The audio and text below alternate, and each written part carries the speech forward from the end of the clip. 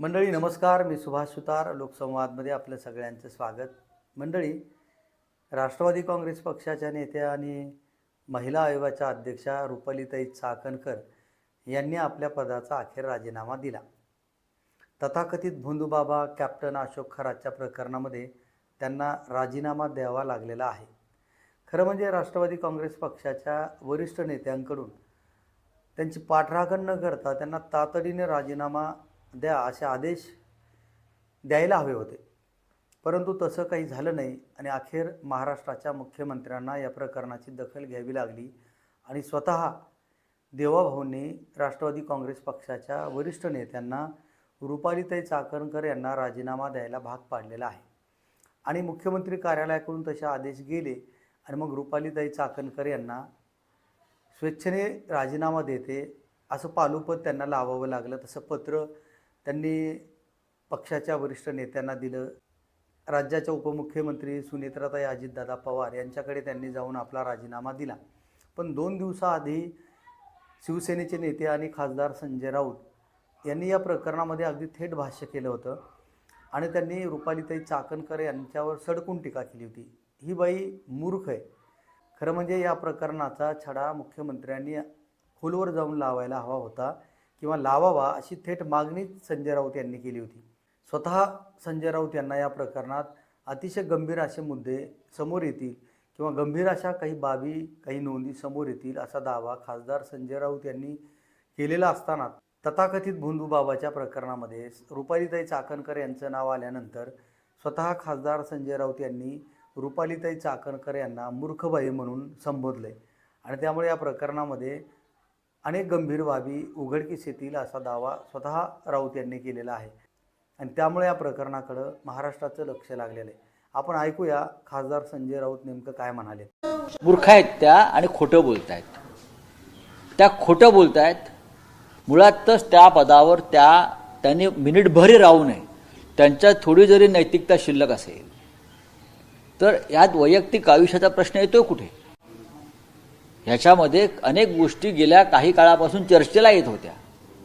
शेवटी एका महिलेनं असह्य होऊन तक्रार केलेली आहे नाशिकमध्ये. पण अशा प्रकारे तिथे काहीतरी चाललेलं आहे बंद दाराआड. महिलांचे हुंदके ऐकायला येत होते अनेक ठिकाणी. तुमचं काम आहे आणि तुम्ही दबाव आणून अनेकांना तक्रारी दाखल करण्यापासून रोखल्याची प्रकरणं समोर आलेली आहेत. महाराष्ट्रामध्ये मी नेहमीच म्हणतोय, महाराष्ट्राला जेव्हा आपण पुरोगामी राज्य म्हणतो, प्रोग्रेसिव्ह स्टेट म्हणतो, याचं कारण आम्ही ढोंग आणि अंधश्रद्धा याविरुद्ध कायम लढे दिले. पण दुर्दैवाने गेल्या 10-12 वर्षांमध्ये देशात आणि महाराष्ट्रामध्ये अंधश्रद्धेचा महापूर आलेला आहे. नाही ठीक आहे, पोलीस पत्रकारांवरती कुत्रे सोडले जाते. हा पोलीस तपासाचा विषय आहे. मला जे म्हणायचं आहे ते मी म्हणालोय, राज्याच्या मुख्यमंत्र्यांनी ही गोष्ट गांभीर्यानं घ्यावी. सगळ्यात आधी महिला आयोगाच्या ज्या अध्यक्ष आहेत त्यांना पदावरून दूर करावं. जे मंत्री तुमच्या मंत्रिमंडळातले तिथे जाऊन विधी करत होते ते विधी कोणते होते, कोणासाठी करत होते, त्यातून त्यांना काय निष्पन्न करायचं होतं, या संदर्भातली माहिती देवेंद्र फडणवीस आपण आपल्या गुप्तचराकडून घ्या. तुम्हाला अत्यंत धक्कादायक अशी माहिती मिळेल. महाराष्ट्रातल्याच आपल्या सहकाऱ्यांविरुद्ध अघोरी असं काम करण्यासाठी काही मंत्री तिथे जात होते.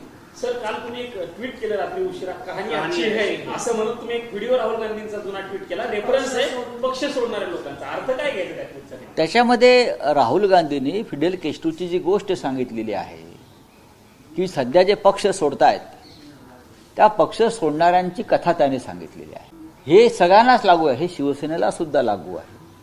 हे राष्ट्रवादी काँग्रेस पक्ष असेल किंवा जेथे जेथे नरेंद्र मोदी, देवेंद्र फडणवीस, अमित शहा पक्ष फोडेपणाचं काम करतायत, लोकांचे कार्यकर्ते, आमदार, खासदार फोडतायत, त्यांनी ती गोष्ट ऐकायला हवी. कारण शेवटी जे आमच्याबरोबर राहतात तेच आमचे लढवय्ये शिलेदार आहेत. जे पळून जातात त्यांच्याकडे दुर्लक्ष करा. कसलं ऑपरेशन टायगर, सगळे फुसके पार आहेत. आतापर्यंत हे तुमचे काय उपमुख्यमंत्री शिंदे गेल्या वर्षभरामध्ये 25 काय 100 वेळा दिल्लीमध्ये आले. प्रत्येक वेळा ते आले की operation tiger, operation tiger, operation tiger. एक दिवस त्यांचंच ऑपरेशन अमित शहा करतील बघा तुम्ही. ह्यांना भारतीय जनता पक्ष अद्याप कळलेला नाही आहे काय आहे तो. भारतीय जनता पक्ष समजून घ्यायला त्यांना फार वेळ लागेल.